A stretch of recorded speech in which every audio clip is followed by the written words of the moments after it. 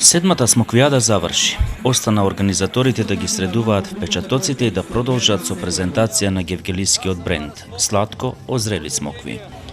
Колку ваквите манифестации се потреба и колку им се допаѓаат на граѓаните, времето ќе покаже. Но факт е дека од година во година оваа манифестација е се помасовна и се попосетувана. Дали специјално излеговте за смоквијада или? Да, специјално. Вие сте гевгеличанка? Да.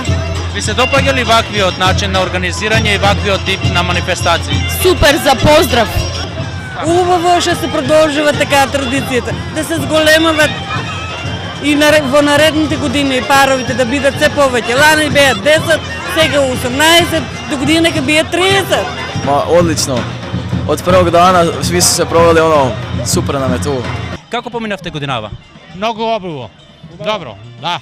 Добро, супер, друштво. Се убаво. Најубаво досега. Да. Гости годинава пристигнаа од соседна Грција, Хрватска, но и од околните населени места близу до Гевгелија. За скопјани да не зборуваме.